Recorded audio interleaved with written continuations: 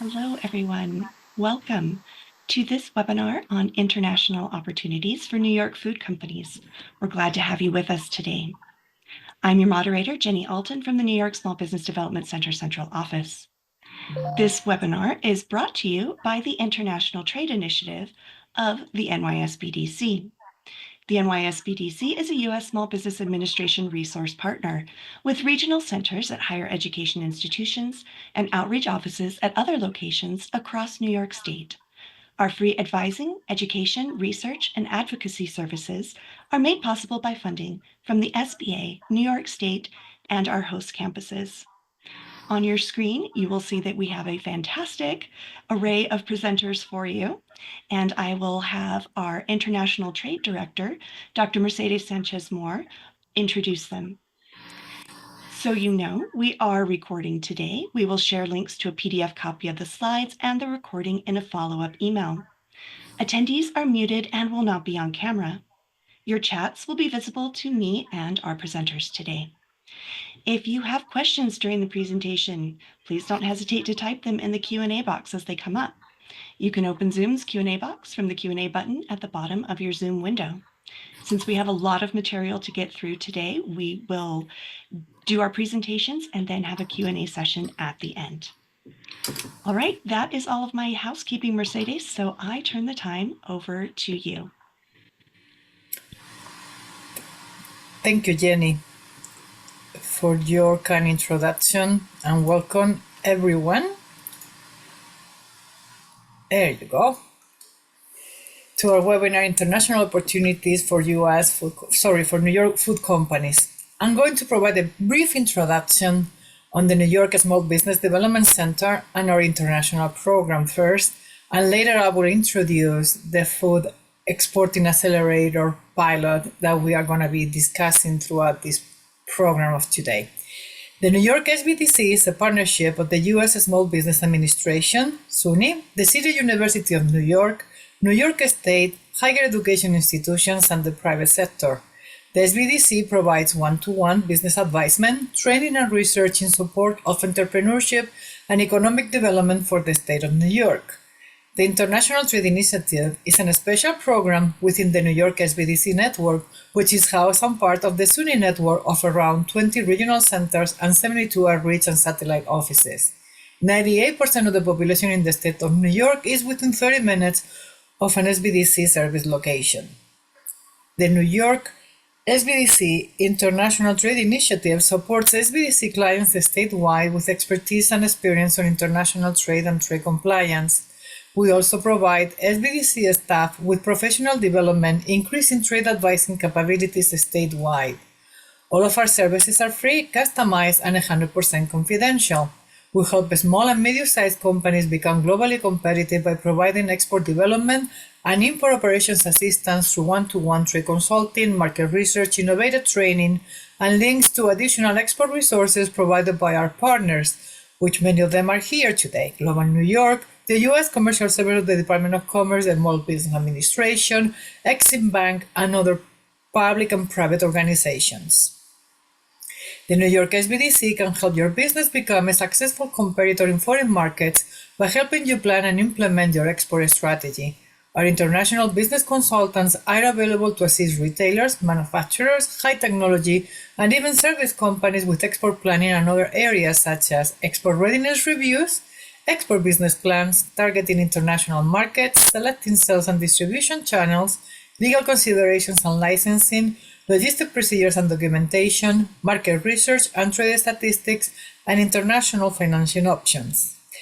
And now it is my pleasure to introduce all the partners participating in the Food Pilot Program. Today we have two main presenters from the U.S. for Agricultural Service and Food Export Northeast. Kathryn Bamberger, we have here, Senior International Trade Manager at Global New York.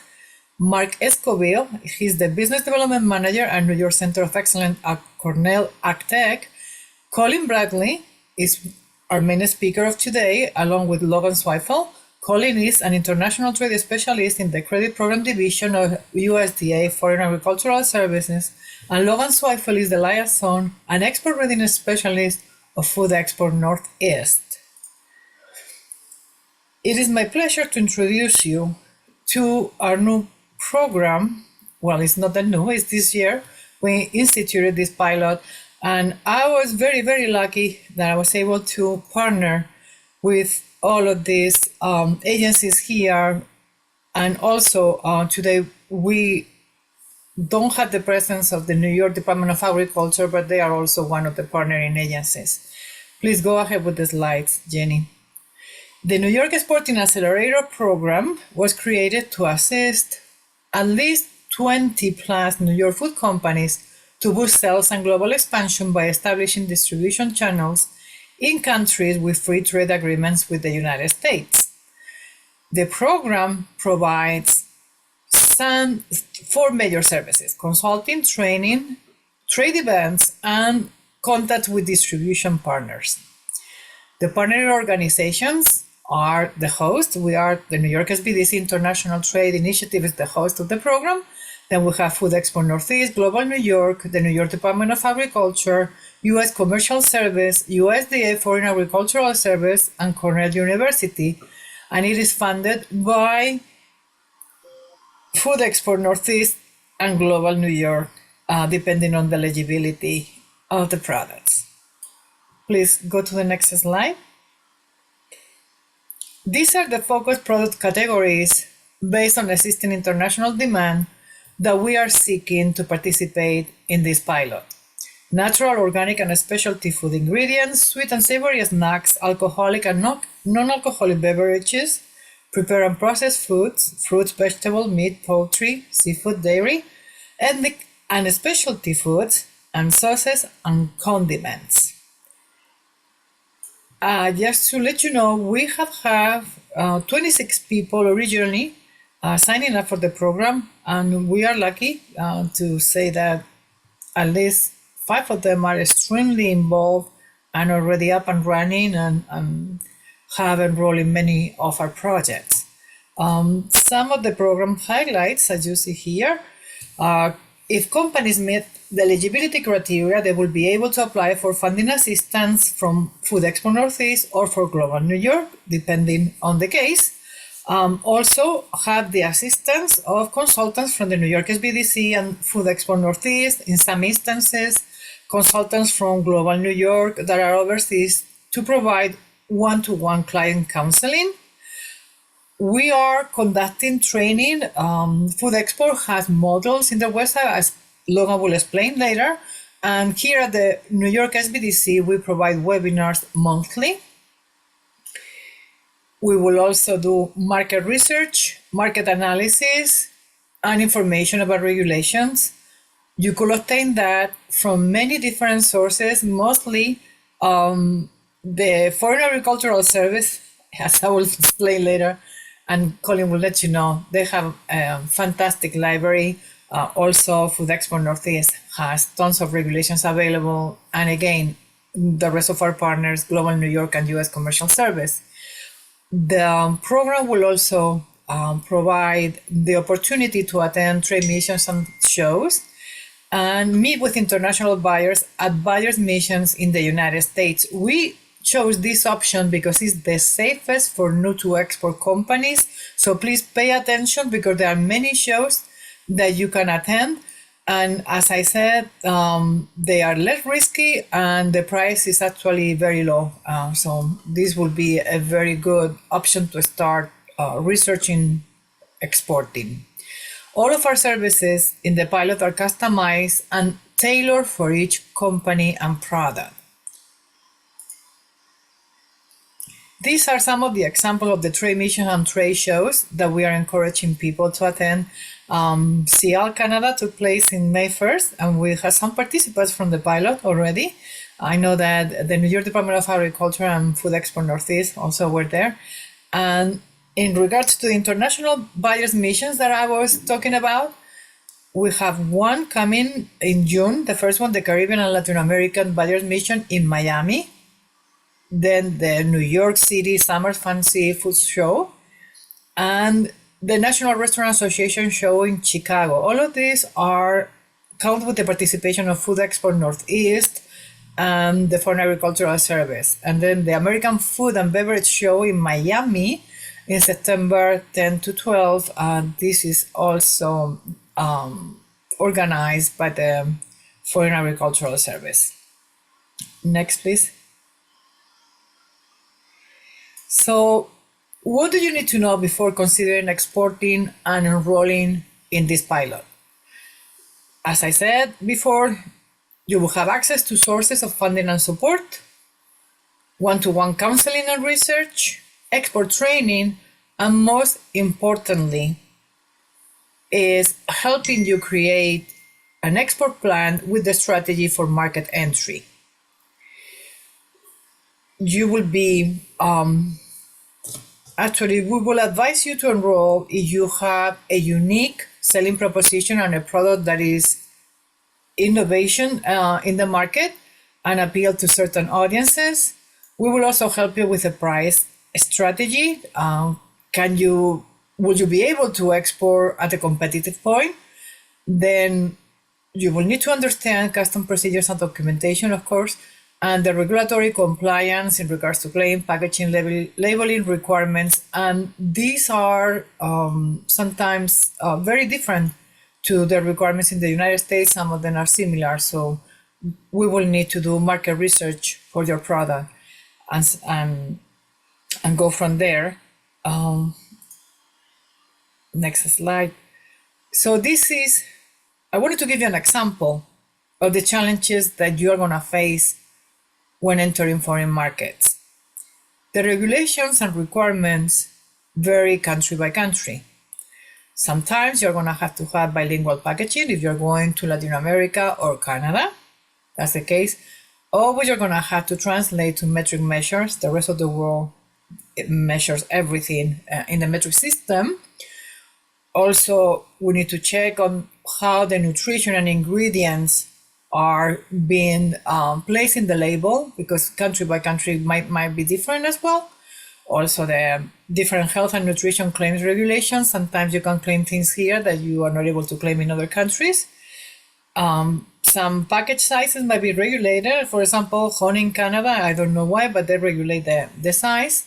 And as I said before, Collin will explain this, but for specific import requirements, this is one of the sources. Logan is going to give you other sources as well. But this is the Foreign Agricultural Service website for regulations and requirements. And I truly encourage you to visit before considering doing anything.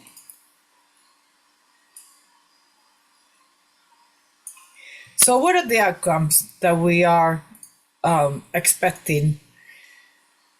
We truly would like to help companies build their knowledge, confidence, and have strategies for export success. The program is an awesome resource to access financing for international marketing. It's a cost-share, a 50-50 agreement. You will learn how to export, and it will help you to boost sales and expand globally by creating global brand awareness, lead generation, and relationship building.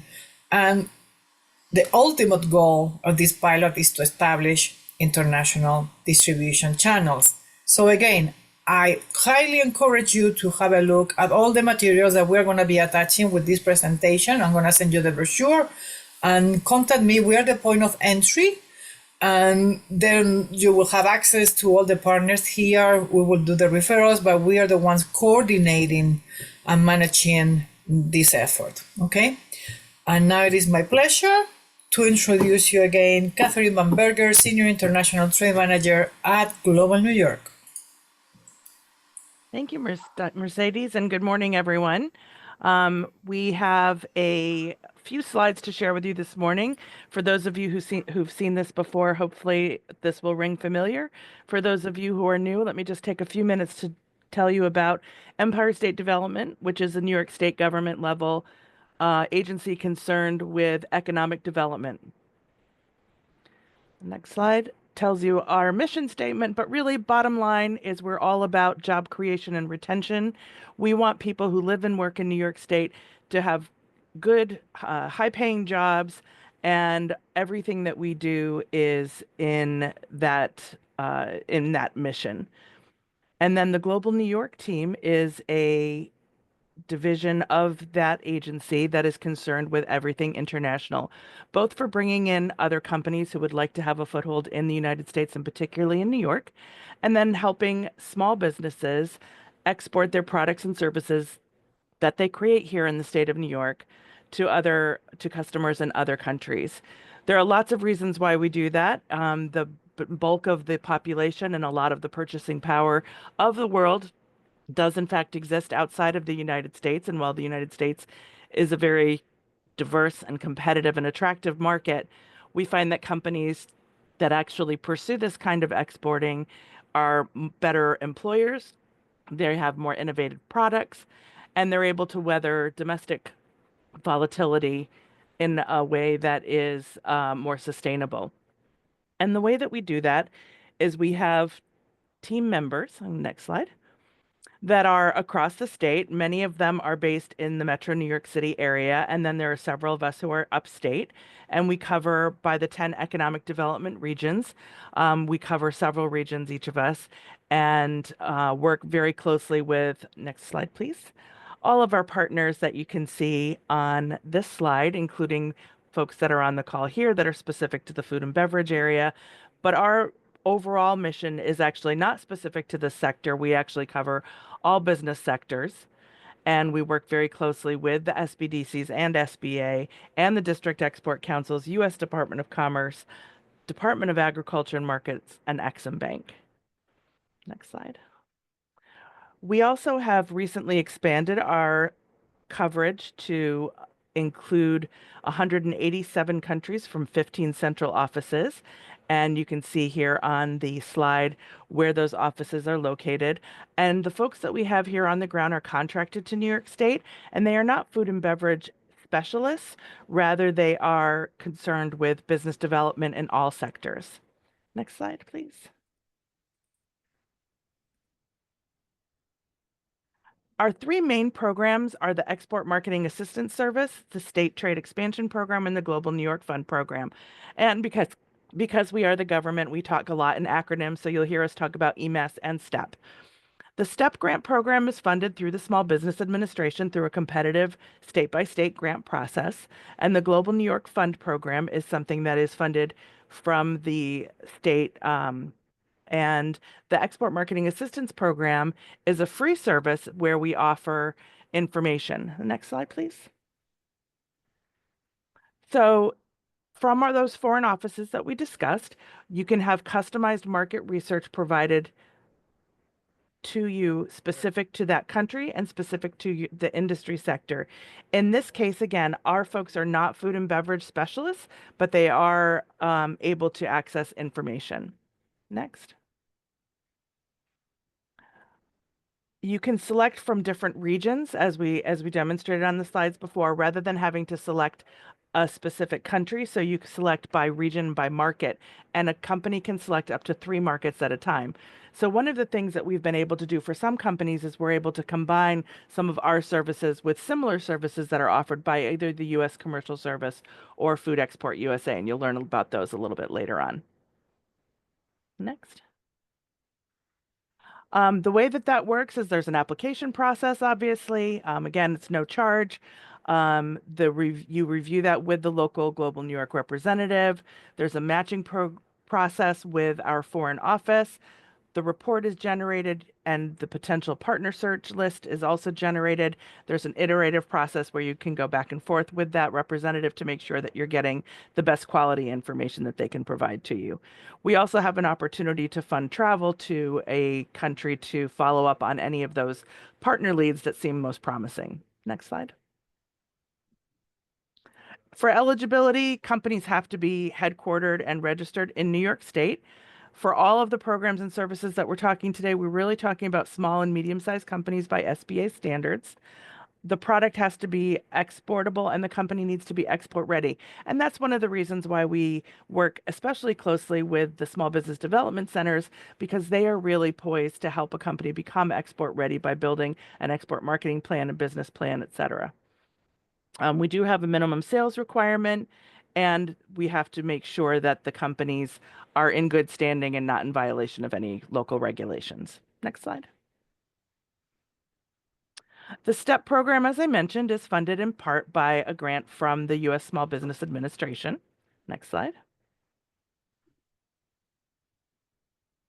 And a company can apply every year or every cycle for up to $10,000 in grants for reimbursement of projects that we'll talk about in just a second at 50%.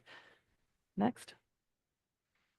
In this particular program, the company can actually produce, has to be headquartered in New York, but can produce actually anywhere within the United States, adding at least 50% of the value of those products anywhere in the United States. And the kinds of things that we fund are market development opportunities, such as trade shows, attending training workshops for your employees to become expert at exporting regulations and techniques, and subscription services by the U.S. Department of Commerce, compliance testing for products, and then the export insurance premium reimbursement.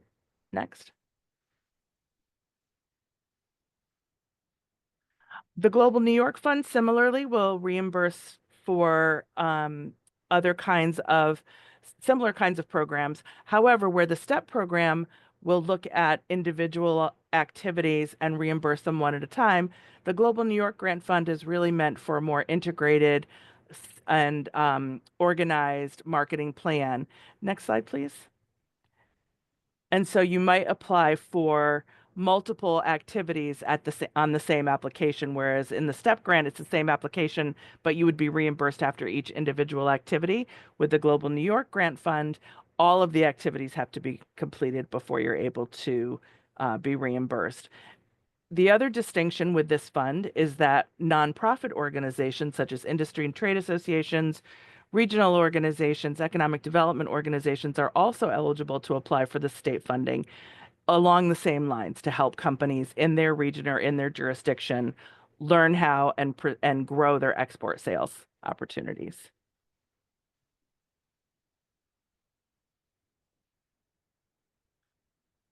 And finally, I just wanted to share that we do have our Foreign Office experts coming into New York in September. We're delighted to be able to bring them to the 10 different economic development regions around the state. If the one in your region is not a good date for you, you're welcome to attend any of them, and we'd be glad to see you there. In addition to those export marketing assistance services, a company that would like to can apply for one of those reports and then actually meet with the report generator live and in person here in New York State. So thanks again to the SBDC and Dr. Mercedes Sanchez-Moore for including us.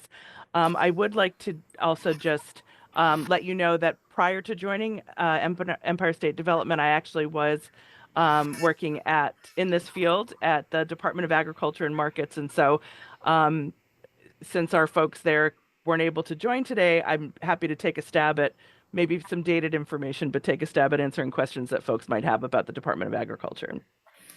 Thank you so much, Kathryn. I just got a message that Nick will be joining us in 15 minutes. So hopefully we'll be able to have her just, explain a little bit how she's also helping the agricultural companies and food companies here in New York.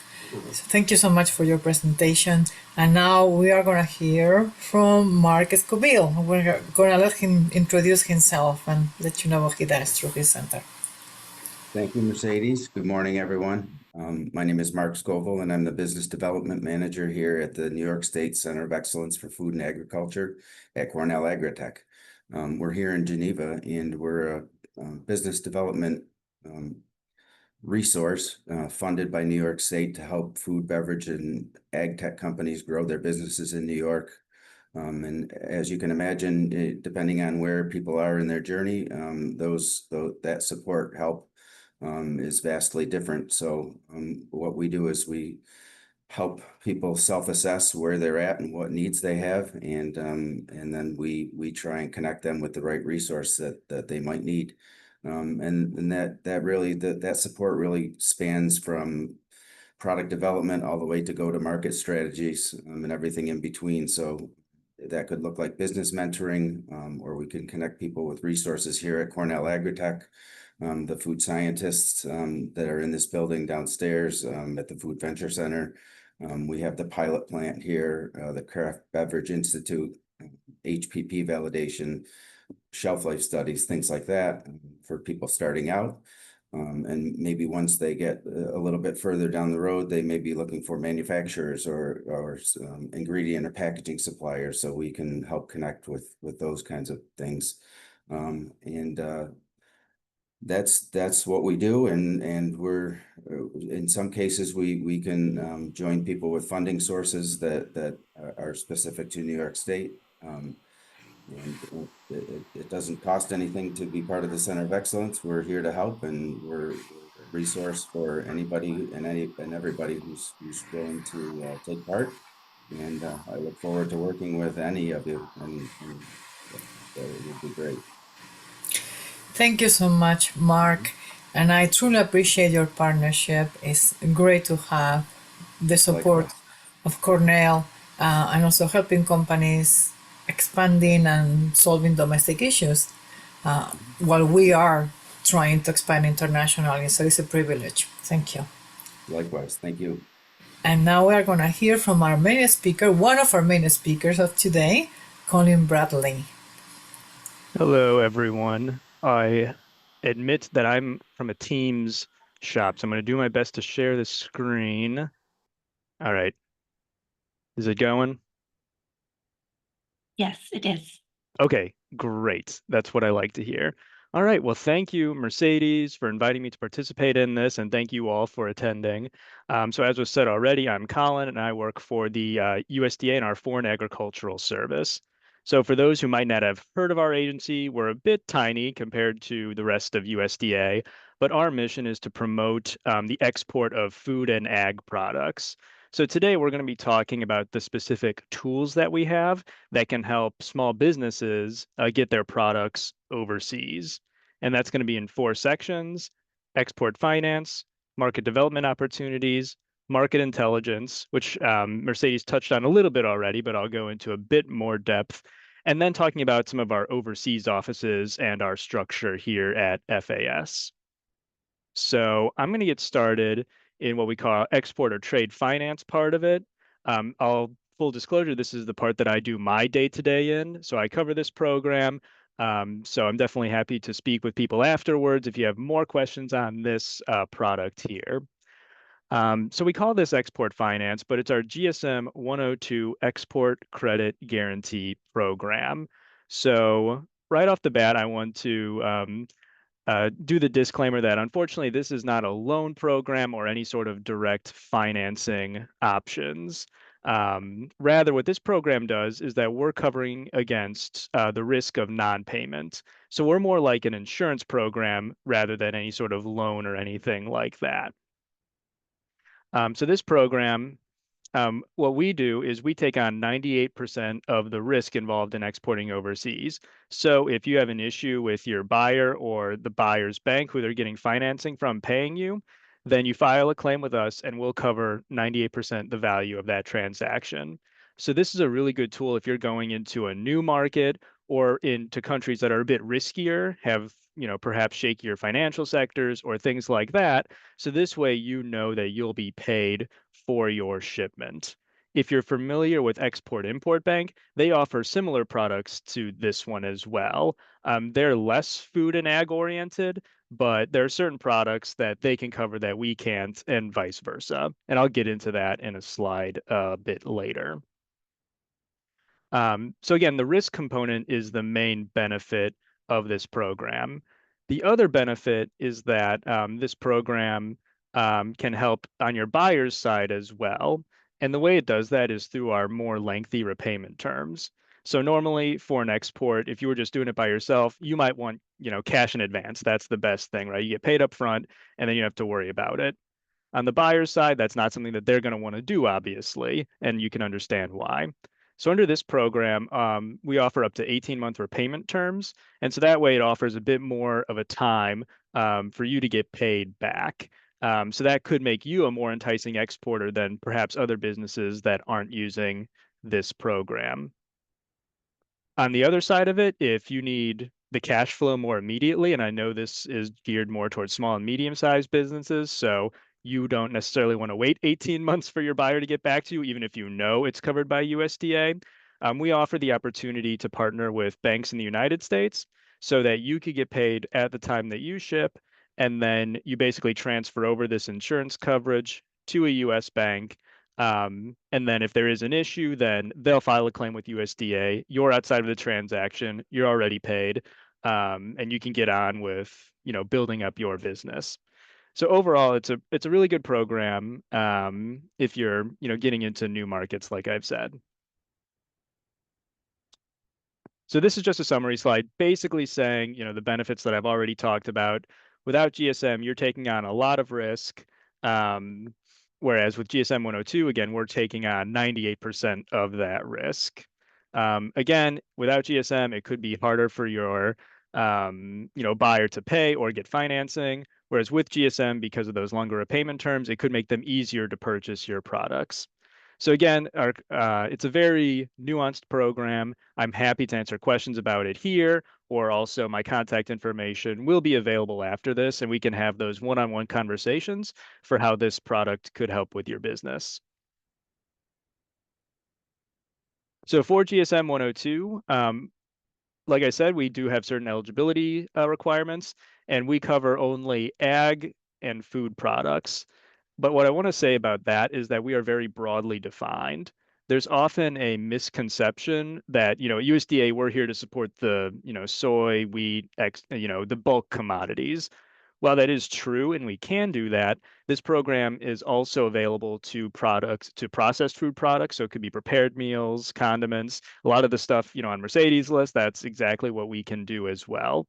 As long as it's produced in the US and it meets our content requirements that you can see on the slide, it is something that we can cover. If you have questions about that, on our website, we have a whole list of all of the things we cover. It's by the HS code and it's very detailed. But if you have a question on whether your product, what category it fits into, or whether we can cover it, again, always reach out to us, email, phone. We're always here to help answer those questions.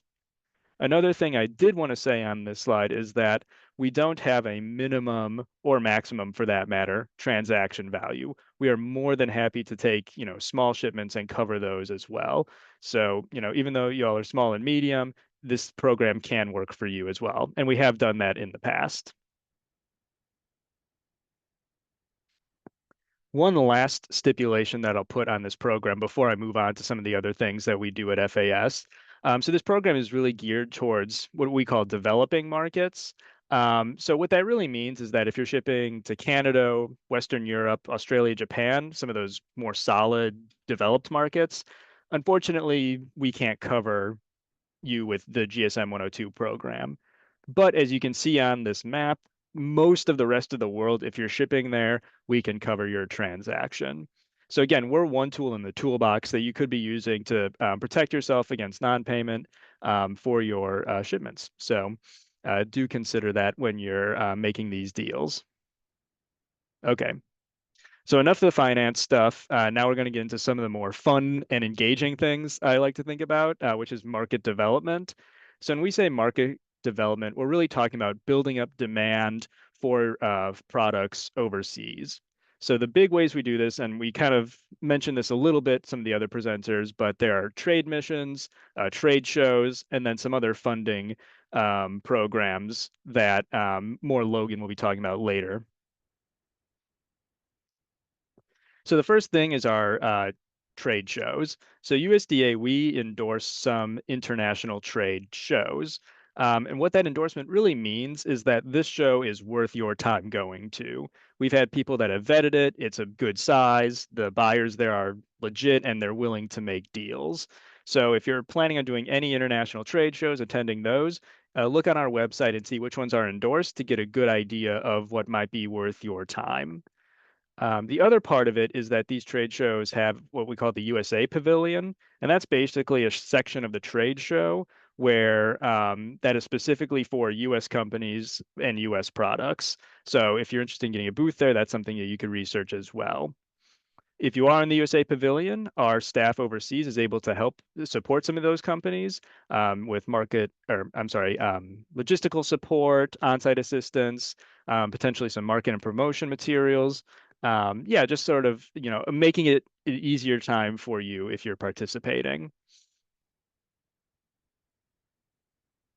Here's a list of all the international trade shows that have been endorsed for this year. There's a lot that I won't go through each one, but just to note that these are worldwide. So Asia, Europe, Latin America, we look at everything across the world. So switching gears a little bit to our ag trade missions, these are basically, we're taking delegations of businesses overseas to make connections with buyers over there directly. So they're about week-long trips. There's no fee to participate if you're accepted, though you do have to cover the travel costs. But again, our staff overseas is helping you make these connections with businesses that are legit and looking to buy. Additionally, it's also usually led by some high-level official, usually the head of our agency, but sometimes higher. I know our secretary, Rollins, is very interested in promoting markets overseas, so you never know, maybe she'll be on one of these as well, and you'll get to talk with her. But anyway, these are really good opportunities to meet face-to-face with potential buyers overseas. So the ones that are coming up are to Peru in June and the Dominican Republic in July. I also know this week right now there's one in Hong Kong. So do keep a lookout for the application windows are often short. So I do recommend signing up for our newsletter. And so that will just give you an email when the application period opens. So again, those are kind of the fun parts, the more, customer facing parts of what we do. Market development programs. So this is where FAS, we partner with a lot of organizations like Food Export, Northeast and Midwest, to help us get money to businesses so that they can attend trade shows or to help them or with packaging and translating that, or a whole variety of services to help you get your products overseas. I'm going to zoom through these slides quickly because FAS, we don't administer these directly. So if you call us saying, hey, I want to participate in one of your programs, your market development programs, I'll say, sorry, you need to call Logan or a commodity group, for example, like Soybean Association. So I'm just highlighting these to show that, we do send out these funding. So again, we have a whole alphabet soup of different programs. The MAP program, Market Access Program, is probably the most popular one among those. And that's where some of these fundings will come from. Again, just zooming through these really quickly, we basically have two types of market development programs. Branded programs, they're cost share programs that can be used to promote specific brands of products, whereas our generic programs, those are more industry-wide. So you're promoting the U.S. cherry industry overseas or the U.S. apple industry overseas, those sorts of things. So again, no need to write these down, just knowing that that's a service that or a funding thing that we provide to organizations. More directly to what can be applicable to you is market intelligence. So Mercedes already talked about the importance of understanding regulations overseas and other aspects of that. So at FAS, we provide thousands of free reports, 100% free to you, so that you can learn about the markets that you're shipping into and become educated. While you do have a lot of trade and export advisors that you've heard from already on this panel, and that you will hear from, it's a good idea to, educate yourself as well. So we have two systems that are publicly available. The one that I think is going to be most relevant to you is the GAIN system. So that's Global Agricultural Information Network. This is where our folks overseas, they upload and publish these reports, and the reports cover all different types of commodities, all across the world in different countries. So it's this on-the-ground perspective that you're getting when you have these reports. Two types of reports that I would definitely recommend for you all to read are the exporter guides and the fairs reports. So the exporter guides, these are only a few pages long, and they give you the sort of the top line, what you need to know if you're going into a certain market. So you can pull up, let's say Korea, for example, if you want to ship there, pull up the exporter guide. It'll give you, the top 10 commodities that are going there, what's hot, what's not, some of the strengths and weaknesses of that market. And again, in very plain English, you don't need to have an econ degree to understand this stuff. It's just a really good way of, again, educating yourself on potential markets for your products. The other thing is once you've decided on a market, are our food and agricultural import regulations, the FAIRS reports. And so these give a summary of the food safety and other regulations that you need to know for going into a certain country. All countries are different, and so it's definitely something that you want to be aware of before going in there. The worst thing that happens if you get shipped something overseas, doesn't meet the regulations, and then you have to destroy it or find some other way to get rid of it. So again, exporter guides, FAIRS reports in the GAIN system. That's a bit of a mouthful. But again, you can Google this. There might be a link later on it, but totally free to use. Highly, highly recommend that system.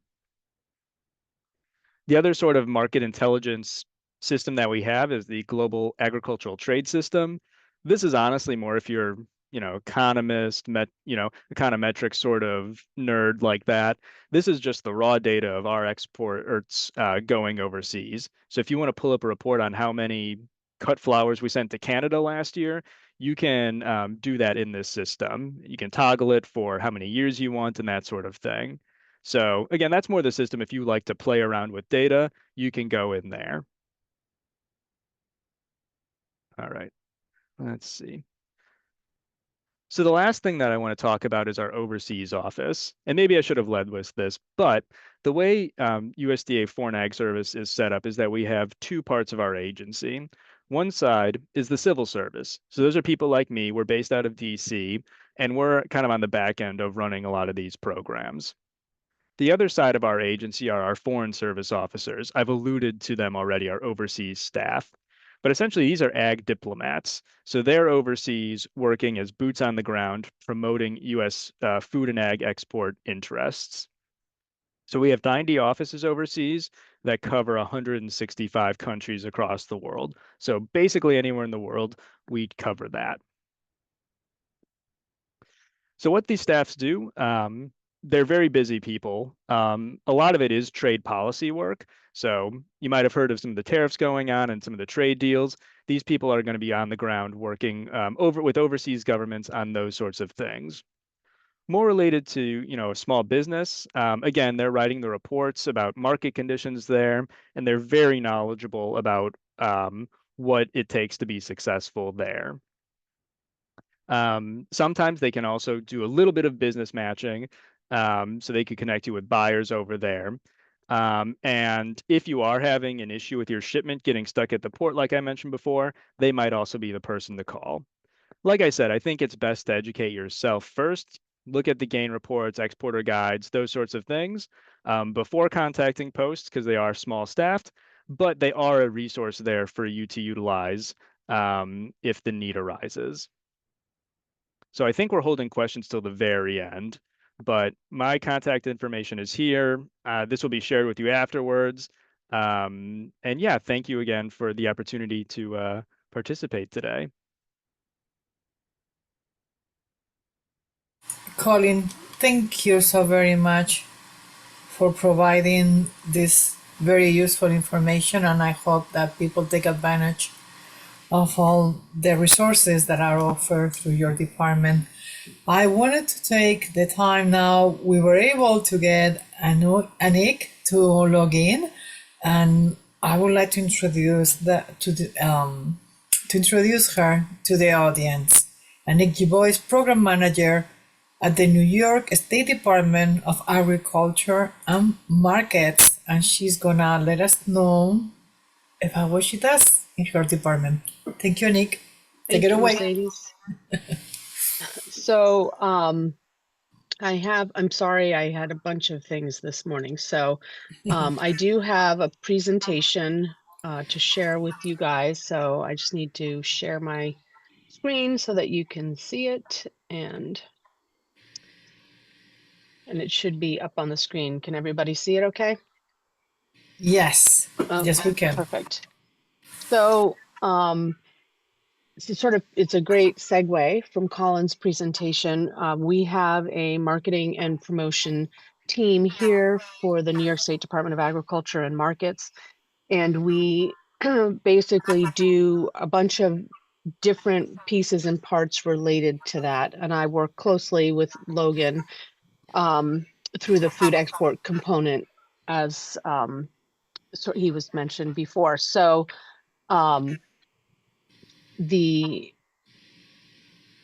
start off here with a picture of our trade show. And so the trade shows is one of our pieces that we work on. I don't think the slide changed though, did it? Your slide still No. has the one picture, right? Yeah, you're in the first slide. Yeah. There we go. There we go. I hit the wrong Yes. button. Okay. So trade shows are a big component of what we do, and that's primarily my area of expertise. So we have, here's an image of a trade show. This one was branded for our Taste New York program, which I'll give a little bit more detail in the next slide. But essentially, we go to a number of trade shows across the country, representing our farmers, our processors, and producers. Some of these shows, the show management works closely with us, and we provide like discounted rates for your booth, or in this case, it's like a micro booth. And then the state picks up some of the communal expenses in order to help, decrease or make it more cost effective. Other trade shows, you are on your own. We might give you a rebate, and some trade shows we pay for the whole booth and all of the fees related to that. So it just sort of depends on what the funding source is, what the trade show is, and some of them is that is basically sort of the gist of it. So it can go from the expenses being very minimal, where you're paying for your travel, you're paying for your lodging and your meals, and if you have refrigerated items, you're shipping them to the show. And it can just be very independent, where you pay for your own booth and you get a small reimbursement. So there's sort of different angles, but we do a number of trade shows, and there's often buyers missions associated with many of those trade shows. Whoop, wrong direction. Here we go. So with the Taste New York program, we have welcome centers across the state. And there's also the Thruway Authority has rest stops that has some Taste New York products in there. We do some work with sporting venues, and then we have the New York State Fair, where this opportunity is, if you're in New York processing, it's not obviously an export component, but it can be a good way to sort of get more brand exposure to the community at large. So through the so all of those sort of pieces that I have listed here are really related to internal, but by being in the Taste New York program, to qualify for that program, your product needs to be grown, processed, or produced within New York State. So you can get products from anywhere around the country, and then you can still be in this program, and then that allows you to sort of fall under this Taste New York logo. And then we have different sort of nomenclatures, like Choose New York, Choose Local by New York is one of our slogans. Shop Taste New York is another. We have an online presence. So it just gives you a way gives us a way to communicate with you and let you know there's these export opportunities, and what kind of information is available out there, what we're doing on trade shows for larger export focused kind of pieces and parts. And again, we all work in partnership, but that is one of the focuses that we have. And you get into this support network for New York State by joining the Taste New York program, or by joining the New York State Grown and Certified program, and that program is geared towards our farmers. So it can be you make a salsa from New York grown product, and that would allow you to be in the Grown and Certified program. Again, there's an application to apply for the program, and then the program team themselves reviews the application to make sure you're meeting the qualifications. That gives us a way to, again, communicate with you opportunities on the export arena at different trade shows, or other events that might be happening more locally within the state. Again, maybe giving you some increased brand exposure through that process. And craft beverages are covered under both programs. Processed products, I clearly have a misspelling on my slide. Sorry about that. And then also dairy, meat, and produce is covered there. And then here's our contact information. So as I mentioned, I'm in charge of the trade show component and the export component, where I work closely with Logan. And then the Taste New York program, the contact information for that person, the website is also on this sheet, which you can go to the website and fill out the online form to join the Taste New York program. And likewise, the Grown and Certified program, you can go to their website and there is a participation, and then it opens up the different levels of applications for that program. And again, I just reiterate, by being in either program, they're free programs through New York State Department of Agriculture and Markets. That gives us the information we need to communicate with you when there are different types of opportunities or product requests that come from an international market that may be interested in something that we have here in New York State. And that's all I have. Thank you, Anik. I'm very happy that you were finally able to participate in a presentation of the program in which we are all partnering. Yes. And I think the contributions from each of the agencies is fabulous to the gain of every New York food company that wants to enroll. And now, last but not least at all, is our final presenter of the day is Logan Zweifel from Food Export Northeast. Thank you, Logan, for being so patient. Yeah, thank you, Mercedes. I appreciate the opportunity today. I'm going to go ahead and try sharing my screen here as well, so just bear with me 1 second. All right. All right. Are we in business here? We're seeing PowerPoint. Now we're seeing the presentation. Okay, awesome. If it lags at all, please let me know, but I'll continue just to run through here an overview of what Food Export Midwest and Food Export Northeast has to offer. New York is one of our states that falls under the Northeast Division, and I am a liaison and export readiness specialist here for Food Export USA Northeast. Our Northeast office is based in Philadelphia, and our Chicago office is our Midwest headquarters. So I always like to start with the overview of our mission at Food Export. So at Food Export Midwest and Northeast, our mission is to empower small and medium-sized businesses in our regions to sell their food and agricultural products internationally. We have 3 main focuses here with our mission: to enrich exchange, realize resources, and simplify success. So you'll see that sprinkled in throughout all of the different programs and services that we offer in our organization. Just to provide a little bit more context as to who Food Export is and where it comes into the picture with all of these resources here, Food Export is a private nonprofit trade organization. And you'll see here on the right side, we've got the 13 states in blue that we represent through our Midwest office, and the 10 states in red that we represent through our Northeast office. Our members are actually the state departments of agriculture for these 23 states.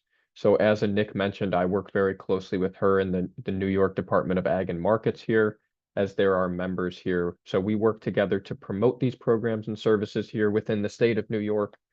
And we're targeting small and medium-sized companies in the Midwest and Northeast in order to provide these promotions. We do focus on products that are value-added and consumer-oriented, so something that has a brand to it. And we are governed by a board of directors that consists of different secretaries, directors, or commissioners of agriculture from each of our member states. I always like to toss this one in here as it's a good plug from the USDA, the Department of Ag, and Food Export as a state regional trade group. So there are 4 state regional trade groups that exist, and Food Export makes up 2 of those 4. You can see that there's also one for the southern region and one for the western region here. So this does get dispersed by headquarter. So it does matter where your company is headquartered as the final tell of which region you'll be located in. And I just wanted to spend a minute here explaining the background of Food Export Northeast and Food Export Midwest Strategic Alliance, which began in 2000. And this is something that's renewed every 5 years. We just continue to update the contract here. But what it allows us to do is so much greater. It allows us to put together similar tactics, pool resources. We can double the overseas representation that we have. There will be a later slide here that breaks down the representation we have by country and region. You can see here that when you have two organizations and more funding and more cost efficient and cost saving programs, you also have operational efficiencies here too. So we do have shared staff between the organization. So in my new role as an export readiness specialist, I'm touching all 23 states that we work with, but I do, as a liaison, focus on New York and Delaware. With all of this stuff here, I mentioned here, we do also have an executive team that covers both regions with some shared staff. This is the list of different product categories that we cover here. So you can see it's a wide array, anything from snack foods and convenience foods to pet food or seafood. We work with private label, food service, and the retail sectors as well. So there's quite a bit of opportunity for value-added food, beverage, and agricultural products. This is that slide that I referenced previously of our in-market representatives. On the left, you can see the Food Export Midwest representatives, and on the right, you can see the Food Export Northeast representatives. We don't think too much about breaking these apart by region, as we use both regions' list of in-market representatives kind of as one database or one resource. There's a lot of ways that our in-market representatives help support food exports programs and services, and I'll dive into that as we get into some of those program offerings next year. I always do just like to touch upon a couple of benefits of exporting here before diving into the resources on how food export can help you successfully export. So of course, overseas markets are growing. As the world population grows, 95% of that population is outside of the United States. So that is a lot of consumers that are outside of the US market. Overseas markets do continue to open. Obviously, we can see here that's a hot topic with our current administration of trying to revisit some of these free trade agreements. We currently have some that are in place, and it looks like we might be having more coming here in the future. The US manufacturers do have a competitive advantage just based upon infrastructure and access to resources. And you can help support the US agricultural economy. Our main objective here at Food Export is to help you successfully export so that we can help grow the US GDP. And you get to increase your own sales and income in that process here too. And another good part is that you would be diversifying your market risk to help offset lags in domestic demand. And the last piece I like to highlight is that you can extend your product life cycle. So if a product is coming towards the end of its life cycle here in the domestic market, we can always explore another market like maybe the Caribbean. That product life cycle could just be starting out.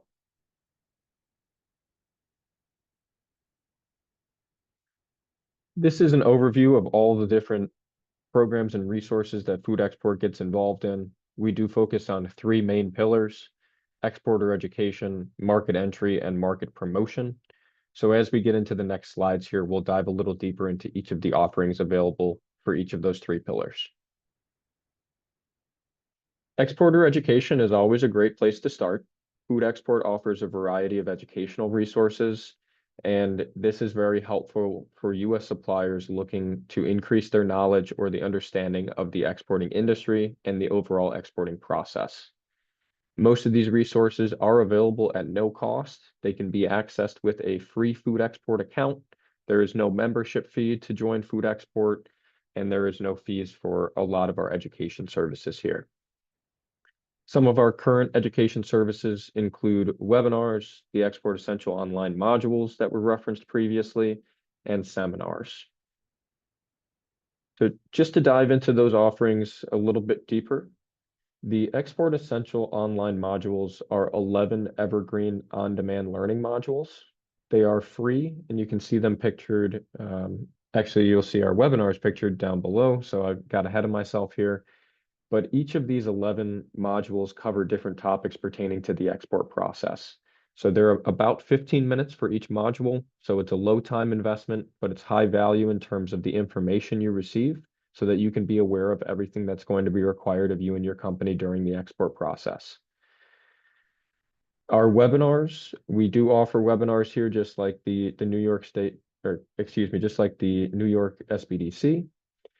Our webinars are generally an hour long with Q&A. They cover a variety of different topics. We like to bring in third-party experts to talk about different topics related to exporting. So we could see this be anything about shipping and logistics, or foreign documentation and what your company needs to be aware of when entering a foreign market. These are no cost, so they are free, and we do have at least 1 to 2 webinars that take place in a live basis each month, and we have a recorded library of about 75 plus different webinars. We've also started to get back into our seminars here, which is a great way to expand to new to export companies. Food Export utilizes some of our funding help here to cover most of those seminar costs, but usually we do have a small fee, like $50 per participant. We do also have one more new service that I failed to update the slides here to provide. We have an export navigator service, and that is where we've contracted about 5 expert specialists that have come in to help us consult on shipping and logistics, documentation, the legal contracting side, and market entry / market labeling and things like that as well. So we now have resources here where we can help you get from understanding the exporting process all the way through hands-on consulting as you're actively going through the process. Getting into our next pillar here, we have market entry. Here under market entry, one of our main objectives is to provide you one-on-one introductions with qualified buyers. You can also research potential markets, meet with those international buyers, receive different funding assistance for international trade shows and a set list of domestic trade shows. And then we can obtain other leads from different areas as well in different environments. So here's a list of some of our current programs. And on the next couple of slides, we'll dive deeper into each of these offerings. First, starting with the Market Builder. The Market Builder provides custom research here. So this is to help you and your company uncover the potential that might be taking place in an international market. Maybe this is a place where you start with some generic market research to understand a little bit more on if the market is a viable option for you here. But here you'll see that the Market Builder is broken into 2 main components. So we do have the market scan, which is a traditional custom in-depth product market research done by our in-market representative of the respective market. Usually this is about a 50 to 75 page report. It does vary based upon the in-market representation and the market that they have access to for information.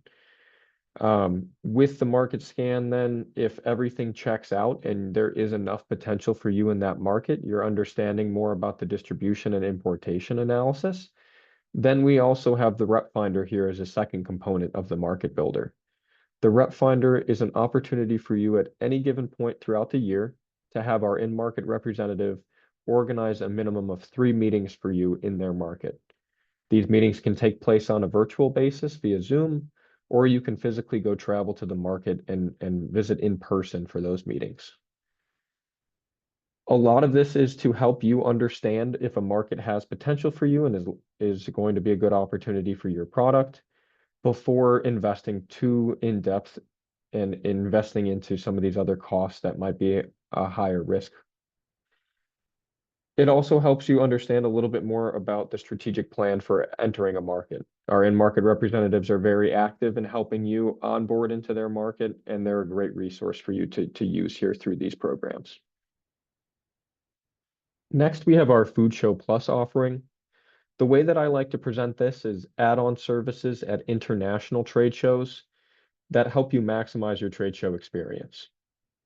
So if you're going to an international trade show, of course, it's going to be a little bit more expensive because you're going to have travel, you're going to have maybe an interpreter that needs to be there with the booth, and you're going to be trying to get as much value for that return on investment as possible. So this is a bunch of add-on services here that our in-market representative coordinates in order to make that trade show experience much more rich for you. Some of these services include introductions to qualified buyers. Not only will our in-market representative target buyers for invitations to the show to help attend the show and provide connections that way, but they'll actually go around at the trade show and find buyers that meet your company profile. And then they'll bring them back to your booth to introduce in that one-on-one setting. They do in-market briefings. Usually this is very much so in partnership with the Foreign Agriculture Service and those local post offices that Collin mentioned in his presentation. You have an on-site assistance from our in-market representative to answer any questions for you while you're there. And they'll also put together some self-guided retail tours that you can physically go walk through the market and understand a little bit more about the consumer viewpoint of things. We do also offer post-show lead qualification for any leads on international buyers that you did not meet through our programs here. Everybody that comes through our programs are pre-vetted both through our in-market representative and our internal team here in the States. So that's a great opportunity for you to maximize that show and really make a footprint in that market. This was a very hot topic for this webinar here. We have buyer's missions as well.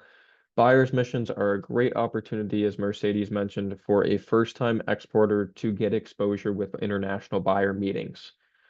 At these buyer's missions, Food Export flies in about 10 to 20 international buyers to a buyer's mission event, which is generally in conjunction with a trade show. Not all of our buyer's missions are involved with trade shows, but I would say about 90% of them are. At that point, we'll get a room for you to have the meetings where we'll have as many U.S. suppliers that sign up and the 10 to 20 international buyers present. A U.S. supplier will get a chance to set up a table like you can see here in the picture, and the international buyers will then rotate through on a 25-minute meeting basis. So it's a good exposure to multiple different countries, and it's a low-cost event. It costs about $175 if you get involved by the early registration deadline, or $250 by our normal registration deadline. On the reverse side of buyer's missions, we also offer focused trade missions. Focused trade missions are physically traveling to the market. We take a group of U.S. suppliers to go meet our in-market representative in their home market. That in-market representative has organized then usually a 3-day international trip that's based on these U.S. companies coming and learning about what the market entails and how to best approach exporting to that market. So you'll see that we do offer a lot of the same resources for our focused trade mission as we did for the Food Show Plus. You get that market briefing with the Foreign Agriculture Service. You get to go on retail tours. You have one-on-one meetings with foreign buyers. But unlike our buyer's missions, where we have a predetermined list of buyers that you can go and view ahead of time online on our website to see if that event is a good fit for you, our focused trade missions do not have a predetermined list of buyers. Rather, the in-market representative waits to see which companies sign up, and then we customize the buyer pool directly to the suppliers that are signed up. We also offer virtual consultations and lead qualifications. So a virtual consultation is a great opportunity for you to meet for 30 minutes one-on-one with one of our in-market representatives. Generally, you'll propose about 3 to 5 questions ahead of time so that the in-market representative can do some research for you, maybe create a presentation or deliver worthwhile information based upon some of the questions you might have. Of course, you're not limited just to those 3 to 5 questions, but with it being 30 minutes, you'll kind of see how the conversation goes and come up with more on the spot as well. So we like to have a good base to start those conversations, and our virtual consultations are a great resource for you if you're interested in seeing if a product is going to be a good fit for that market. And last, we have our lead qualifications here. So this is a great opportunity at any given point throughout the year. If you meet an international buyer at a trade show, domestically or internationally, or if you get an email from a prospective buyer, any way that you've generated an international lead, our in-market representative can help make sure that they're qualified. So this is a great opportunity for you to avoid kind of being burned in an exporting deal. But also if you've identified or been unable to secure more information on a lead, this is where our in-market representative can come in and help you research a bit further. Last but not least, here under market entry, we do have some additional services here, like our online product catalog. We do have a trade leads program. And what you're seeing featured here is our US Food Link and US Feed Link bi-monthly news publication that goes out to 20,000 different international readers. This is a great opportunity for you at no cost to submit a picture of your products. To submit a picture of your products and a product description with some contact information, and you can organically generate some trade leads there. All right, getting into the third pillar here of market promotion. This is also known as our 50% reimbursement program called the branded program. This is a cost share assistant program for branded products that are sold in foreign markets. We are able to reimburse up to 50% of the reimbursement for eligible expenses. And there are different eligible expenses listed in the branded program exporter manual. I'm happy to provide that to you after the call if you're interested in learning more about this program. And this is for US food and agricultural products only. So you won't see commodities through here. As Collin mentioned, you do need to go to different areas for being a commodity producing company. The minimum for eligibility criteria here is that 50% of your product needs to have US ingredients in it. So 50% of those ingredients need to be grown in the United States using US agricultural ingredients. And the products cannot be covered by another industry group. So if you're going through USMCF, where you have the US Meat Federation, and you're getting money through the US Meat Federation, you cannot also cross-promote in the branded program here to get additional funding. And this is for small companies only per the SBA guidelines or agricultural cooperatives. Some of those requirements in the program here is that your activities need to be approved in advance. So there is an application process here that begins with a 5 to 10 minute pre-qualification form. You submit that online. You can submit that once you create a free food export account. And again, I'm happy to walk you through this process here, but that would be the first step of the program. And then once your pre-qualification is approved, you'll gain access to the formal application where you're going to map out your projected marketing expenses by country. And then from there, you'll submit, and we will go ahead and review the application, hopefully approve, and then from there you can begin accepting, or you can begin submitting claims once these marketing activities take place for that reimbursement. You do incur all the expenses up front, and the US origin statement is required for all products, activities, and materials. So that's made in, product of, grown in the US, USA, America, or the full state name can be used. So you will need to have that on your labels of your products here. And if you're doing an international trade show, then you'd have to have the made in the USA origin statement up at your booth. So just diving into some of the eligible expenses, we do have quite a bit that is covered in this program. So I really do encourage you to take a look at foodexport.org and go into the branded program resources page to understand the full depths of the program. But here, some of the eligible expenses can include advertisements and publications, websites and social media, public relations and seminars, promotions, demonstrations in store, international trade shows, which can include travel costs. This is the same way for our focused trade missions. If you're traveling to a foreign country through one of our programs, then we can reimburse you 50% for that travel for up to 2 company employees, hotels, and meals and incidentals. Certain trade shows that are held in the US, we do have a set list of domestic trade shows. As Mercedes showcased earlier on in the presentation, we do have a presence at trade shows like the National Restaurant Association, Summer Fancy, Expo West, America's Food and Beverage. So a lot of these domestic trade shows that draw in an international audience have been approved by Congress for us to give reimbursement for. But we are limited to that set list of domestic trade shows, which can also be found in that branded program exporter manual. Package changing and labeling changing is a big component of exporting, as there are local regulations that you'll have to abide by.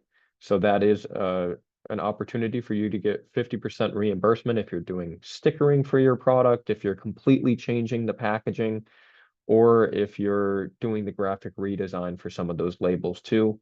Those are all third-party expenses that we can reimburse. And of course, as we are mainly new exporters here on this call, freight for sample shipments is something that is an eligible expense. So if you're shipping to Canada, Mexico, fill in the blank, we can help reimburse you 50% for those expenses.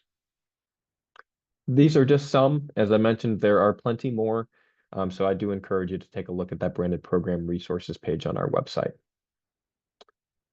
I just wanted to show you an example of everything that could be eligible for a branded trade show. So if you are involved in the branded program here and either the domestic trade show on the set list of approved trade shows or an international trade show is in your plans for the next year, you could get reimbursement not only for the booth space itself, but for any rentals like chair rental, carpet, if you're doing your posters or electrical, or if you're renting a counter. These are all expenses that can be reimbursed 50%. As can a part-time contractor that's not a company employee. Some other examples here, you'll see that we do need to have these eligible expenses targeting a foreign audience. So that list of all the eligible expenses, you need to keep in mind that you need to showcase targeting a foreign audience. So there are a couple of ways that people have done this here. You can see for social media, you can see that this is clearly in another language, or in the other promotional activity, you can see that this is clearly in another language. It does have the origin statement down here in the bottom left corner. So there's a couple of good examples here, and we're always happy to help and work with you to be proactive to make sure that the promotional activities you're doing align with the eligible activities that we can reimburse for. And last but not least here on this last slide, I just wanted to plug the export roadmap.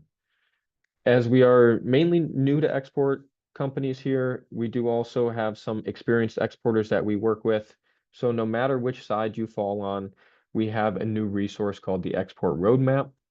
You can see it here under the Export Insights tab of our website under Export Roadmap, where you can access the new to export or the experienced exporters roadmap, where it is basically aligning food exports resources and all that we offer here in a way that makes sense for you, so you can focus step by step on building your export toolbox and successfully implementing export procedures for your company. As you learn that first market for exporting, it can be a little difficult because there's so much to sort through, but we really want to make sure that you're taking the time to understand each step along the way so that we can replicate this throughout other markets and we can scale a lot quicker in those other markets then too. So with that, I previously mentioned here that we have a team of liaisons. I cover Delaware and New York, so I am happy to connect with any companies here that might be interested in these programs and services. And if you have any questions, I'm happy to help out. So thank you, Mercedes. That wraps up my presentation. Thank you so much, Logan. It was a very, very informational presentation, and I hope the audience got the information and also that feels encouraged to contact you and log into your website. All right.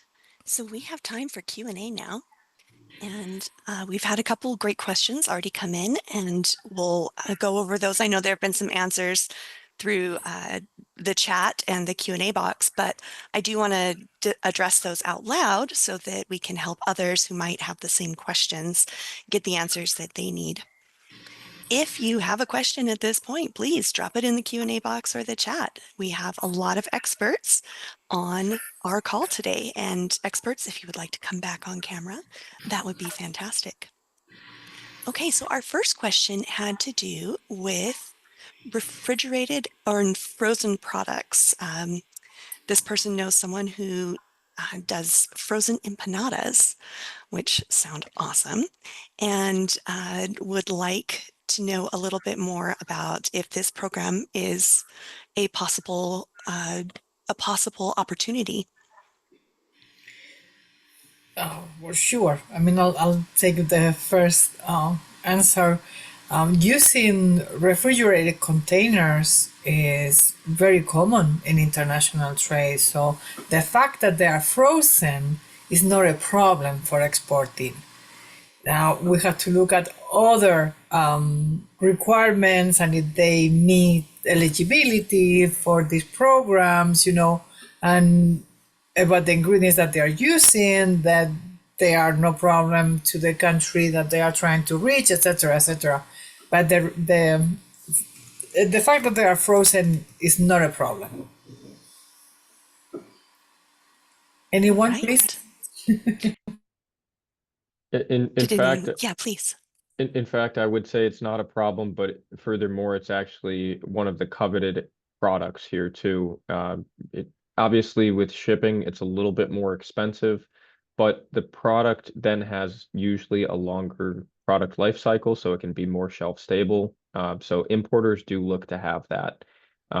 There's a lot of importers that we work with, and buyers, brokers, distributors that we work with that specifically list frozen food products or ready-to-eat meals, things like that.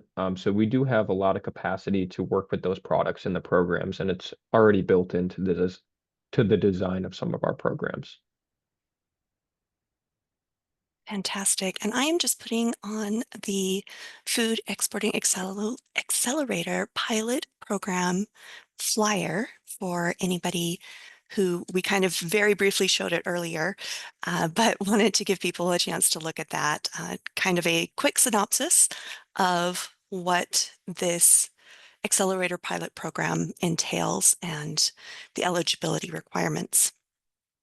Okay, so our next question that came in, somebody was interested in the Taste of New York program and wanted to know if we could hear some success stories from businesses who had their products as Taste of New York products. Great, thanks, Jenny. So Taste New York, there's no of, just to, everybody always says Taste of, but it's Taste New York. So yeah, we've had successes. We had a business that basically started off paying for a small booth at a trade show. And then from there, they just got a lot of traction from that small presence. And I said, hey, do you want to go bigger? And they're like, yes. So they took the leap and went to the National Restaurant Association show in the Taste of the State section, which is through NASDA and USDA FAS funding. And they had a lot of very interested buyers, and it took them 9 months or so, but they were able to close a deal from meeting with a buyer at the NRA in Chicago. And then they, from that success, decided to go to America's Food and Beverage because they were a beverage oriented product. And they were able, from that experience, because a buyer saw them at both shows, saw them as not just a one and done kind of presentation, really got excited about their product. And now they're in a small chain of hotels down in the Caribbean. So they went from, sort of a local high quality product and sort of expanding that market. And then we're able to really leverage the benefits of being in our Taste New York program in order to increase their exposure, their visibility, and then actually close a deal so that now I think it almost doubled their sales. They now have distribution in the southern part of the country and into the Caribbean market. So that's, definitely one of our highlights. And, they're now, able to take advantage of that. Their opportunity with us is now more limited because we give those opportunities sort of like a one-time deal. So it's sort of like, here, let's help you. And then you graduate to sort of maintaining on your own. We had another company we did that with. They do a frozen appetizer kind of food. And they came to NRA, had really great success and exposure there.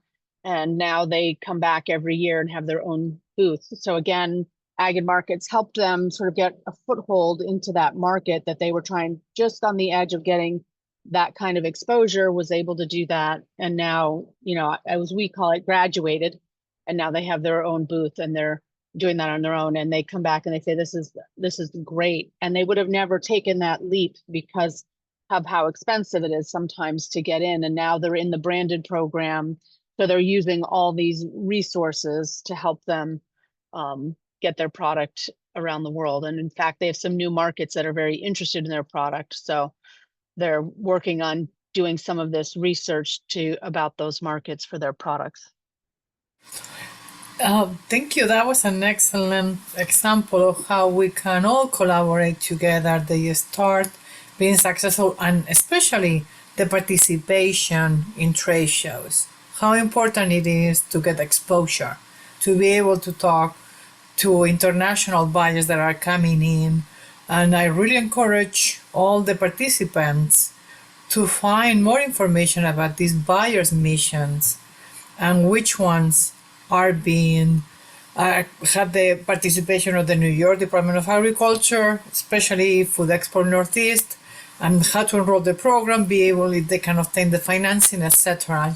So thank you, Anik, for that. And you can get information from any of the partners here, but since the New York SBDC is coordinating the efforts, and sometimes it gets quite cumbersome because we are a lot of different partners together, I would highly appreciate if the contact comes through the New York SBDC first, and then we are able to funnel and refer to all the partners that we have. And we have been doing this already for 6 months, and it's working beautifully. So thank you again, Nanik. And Mercedes, could I have you drop your email in the chat for Sure. people who have questions about the program? And I wanted to invite, if anybody else has a great New York food story, I wanted to give you a chance to share as well. Does anybody else have one that they'd like to share? Kathryn. Hi. Yeah, we actually had a Brooklyn-based bagel company back in the day who had met Japanese buyers at a trade show and then at one of the buyers' missions that used to travel through New York City. And they actually started selling parboiled dough products that would then be baked on site in Japan, and they had to change their flavor profiles a little bit. They had some fish flavors and things that were just probably not going to be real popular in the domestic market, but they were able to work with their local buyer and change some of the profiles. And sometimes that innovation is something that a company needs to be willing to do. It may be a packaging size change. Obviously, label changes are required, but sometimes it's even just some of the either the flavors or the sizes or the colors of the packaging, things like that, that need to be changed for the local market. So a company who's willing to do those kinds of things will have better success. And again, there's support for those kinds of changes. So packaging changes either through the branded program, also through STEP, are all eligible for reimbursement at different levels. And each of the programs has different criteria. And so that's another reason why, you know, starting with the SBDC is a really great place, because some of the nuances between content requirements or size requirements or location requirements, et cetera, can be difficult to remember all the pieces. That's not your job, that's our job, and we're here, that's why we're here to help. But that's a really great story. And another one is we had a company in central New York that sold ice cream to Singapore, which defies all logic. It's frozen, it's dairy to Asia at the time. There's no reason why it should work whatsoever, but the relationship that the manufacturing rep and the buying rep had from, actually, I think it was they were college roommates. That relationship that they had that had developed over years resulted in some really significant business over years. It made no logical sense whatsoever, but we always say that this exporting business is business of details and a business of relationships. So with all the other volatility of market changes and conditions and political and whatever else is going on, really what it comes down to is it's a long-term strategy, and it's a business of relationships. Um, Thank you, Kathryn. That's a wonderful example. I wanted to add, Logan didn't want to talk, so he sent me a note that we should mention that you can use multiple funding programs, but do not double dip. By that I mean not for the same activities. You cannot get the 50% reimbursement of costs from one grant and then try to submit the same cost to the other grant. But again, there are multiple funding options, and I wanted to add, it's not a food company per se, but it's an agricultural company. It's a very nice, actually, success story. They participated in a total of the different programs and activities that we have, and that is Ag Biotech Inc. They produce biofertilizers, and after studying the eligibility, they were perfect for Global New York for the STEP grant, and also for the New York Global Fund. They're participating in the both streams, and we actually introduced them as well to Exim Bank, because in this case, their product did not qualify for the credit insurance from USDA. We had to know all the nuances and what, you know, every single organization does. So but we were able to do that. We found that Exim was able to extend this credit insurance, and they participated on that. And the U.S. Department of Commerce is actually looking for partners for them, for distributors in 4 different markets in Latin America. And those searchers have a cost associated with them, but that is being funded through the Global New York grant. So lots of different activities, you know, with the same company, and all of us are just pulling our resources and our heads together, and it's like, how can we best help this company? So we partner with all the organizations that are suitable for every specific product. That's what I want to say. So it's not only us here, but it's an extension. And also I know that Mark, this company was also working with Cornell with their lab as well. So we all got involved, which is great. Mark, did you want to add anything to that story? And I apologize, we had an issue with your video until just a minute ago. Sorry about that. I didn't know if it was me or the computer. Usually it's one or the other, so I wasn't sure. We've met with Tristan, and yeah, they're a great company, and we're able to do some, not only the research that Cornell is doing from a business standpoint. We've also started to engage with them to help them locally with their domestic sales and things like that. That's awesome. That's awesome. I really like the idea of doing the market development in both ways, you know, that we had that ability. So I think it's more power to the state of New York that we can get together and provide these services for everybody. Yeah, and to follow up on what Anik said, we frequently point people to Taste New York, and the resource is great, and the team is great there. They're very helpful, and a lot of our clients have benefited from that.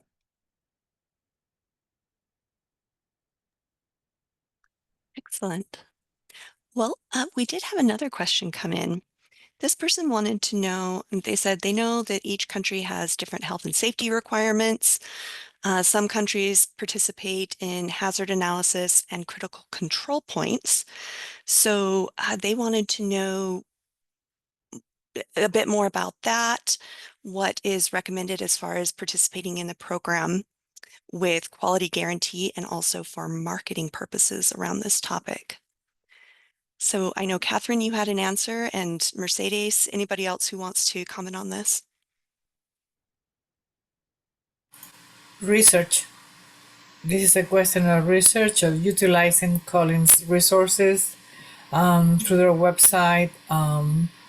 Logan, it depends on the eligibility for participating in different activities and programs and what organization, but I know Logan has awesome consultants that are based in different countries and they are highly specialized in the food and agricultural sector, so they will also be very much able to help. Don't you think, Logan? Absolutely. So I think that's where the in-market representatives come in handy, as well as those new export navigator services. So those are two experts, or two pools of experts rather, that you can tap to understand more about the rules, regulations, and what might be beneficial to get involved in. Furthermore, that's where we as a team of experts kind of come in to help on that export readiness side. I've been doing more work with the gains and GATS reporting and sorting through some of those USDA reports that are available. And Mercedes has been helping out along with that too, as she's been doing research for rules and regulations for new country entry. Yes, and they are not easy. Sorry. No, I was gonna say nothing to add. I mean, I think you all are a great first step for people who are looking for that. So I definitely encourage anyone on this call, reach out to Logan, Mercedes, and they can help you get that initial first bit of education there.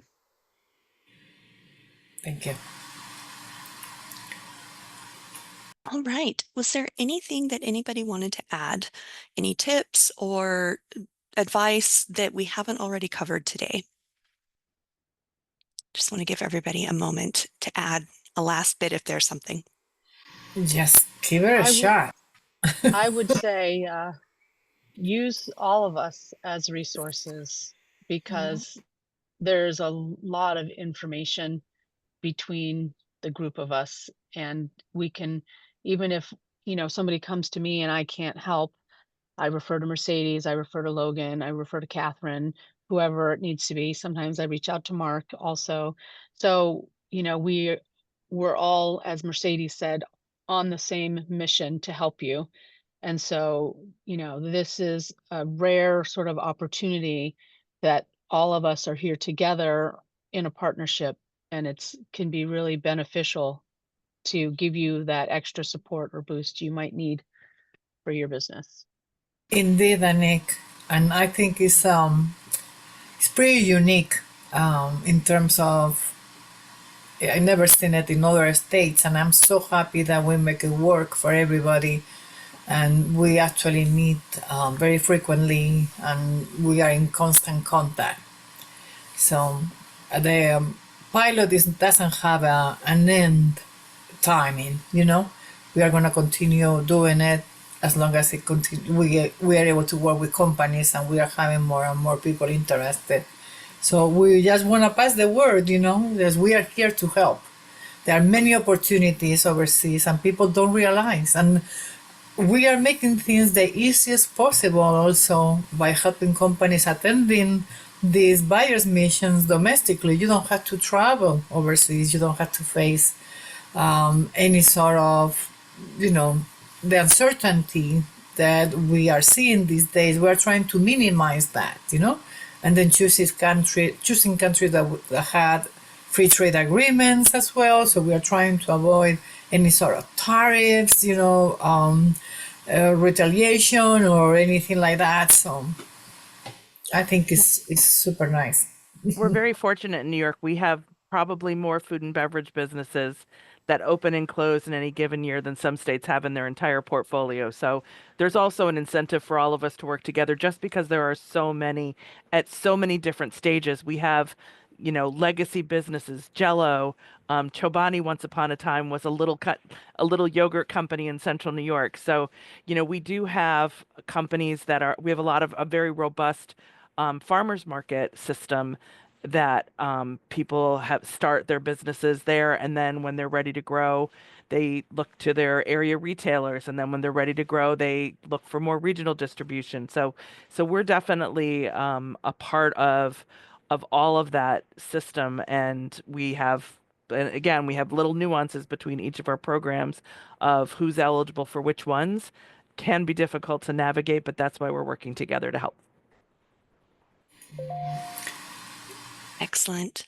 Well, I'm so glad we were able. Oh, was there something else? Did I hear Sorry, someone? yeah, Please, that was Logan. me. I just Yes. wanted to wrap up with saying that exporting can take a long time.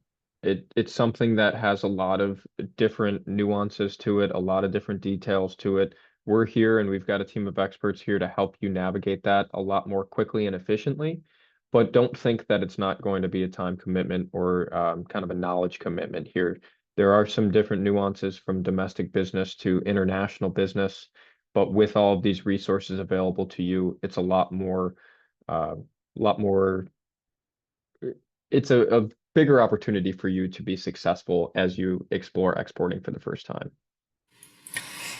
Yes, sure. I mean, there are many challenges and it's a learning curve, but there are many rewards as well to reap out of exporting, and also diversify into different markets, so you have a much better chance to grow, to build resilience, and also to waive any sort of slopes within each different market. So I will really, really encourage every single company to have a look at it and try and check and see if it's something that it will fit their growth strategy.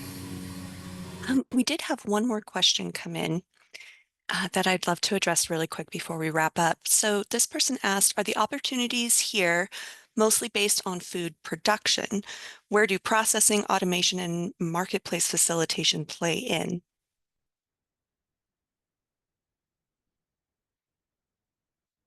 Well, it depends if they are providing services to the food industry and they are selling these services, and how would they try? I mean, if these services are exportable. So I will encourage this person to contact me directly so I can learn a little bit more about their business and then try to ascertain how we can plug them in. Okay?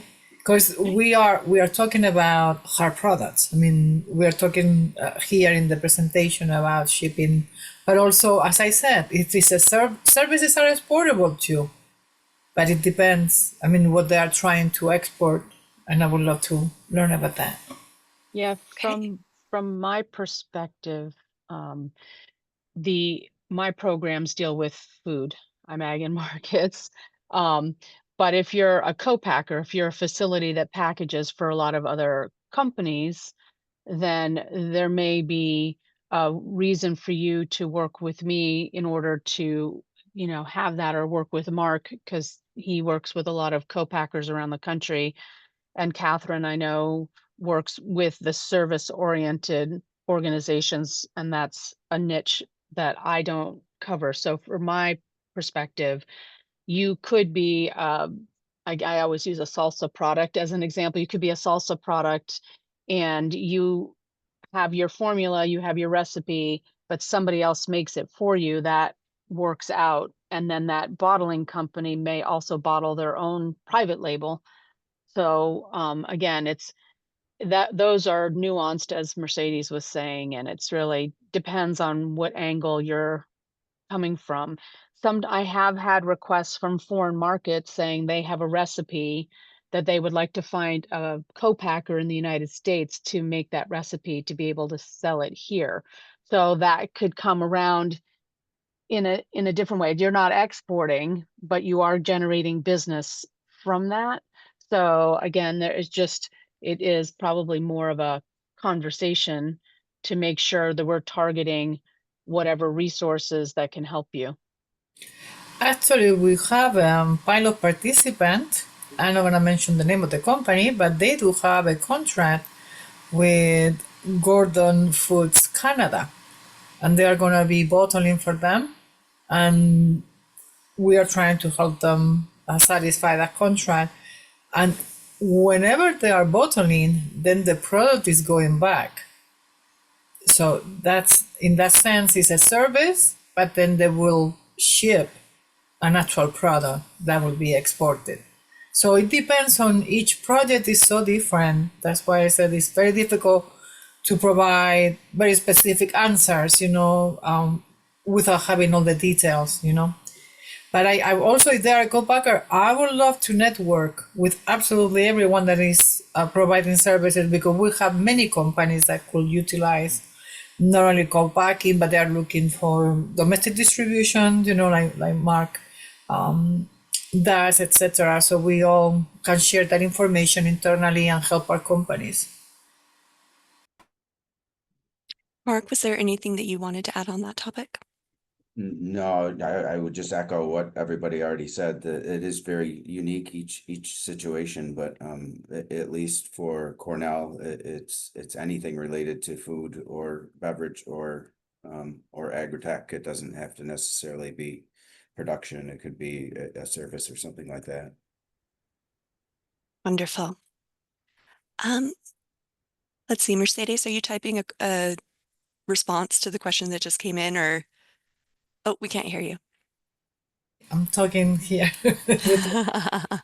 Yes, I was typing the answer just to please contact me, and then I can guide them through the process. But I know that Logan has a spot for the New York Food Fancy and to participate in that buyer's trade mission. So once you contact us, I will make Logan available as well.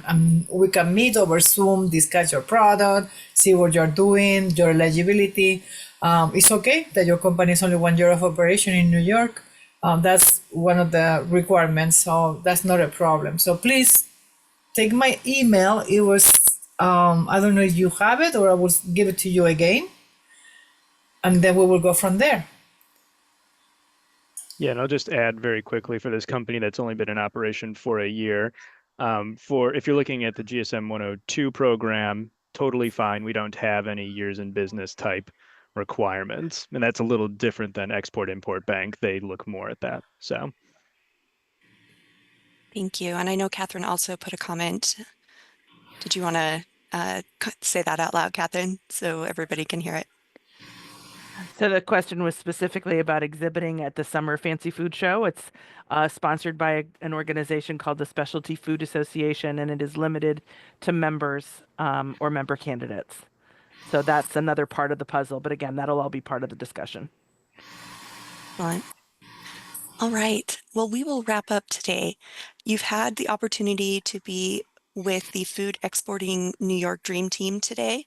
So hopefully you will take this opportunity to get in touch with Mercedes here at the NYSBDC, and she can definitely help direct you to all of the right people on this team for what your specific company may be eligible for. Like we've heard many times, it very much depends on your particular situation, what your particular company does, where you're looking at exporting, etc. And so these are very specialized cases, which is why we have this program that connects you with all of these experts to maximize your opportunities for success and access to all of these different fantastic programs that are available. So I do want to make one comment here, and then I'll turn the time over to Mercedes for any final comments from her. But we have a survey that will show up on your screen as we shut down the webinar today, and we would love to hear from you, how you thought things went today, what else would be beneficial to you in our webinar series that we offer. And so if you have a moment, we very much value your feedback in that. All right, Mercedes, any last comments? Thank you so much, Jenny. And I truly want to thank each one of the participants today for their wonderful presentations, and especially for their partnership and their willingness to work all together and how beautifully this pilot project and program is going. And especially for the attendees, please reach out, contact us. You had my email. We also have your SBDC. We have 72 outreach centers, 20 regional offices. So you have plenty of places and ways to get in touch with us and get inside. And when you're inside, again, we all work in a group. We all try to see what is the best benefit, who, what are they eligible for, who can assist, etc. So that's my message. Please contact us and we will help you get there and start sporting. All right. Thank you so much to each of our presenters and to all of you attending today. And with that, we will wish you a fantastic rest of your day. Bye-bye, everyone. Bye-bye. Thank you, everybody, again.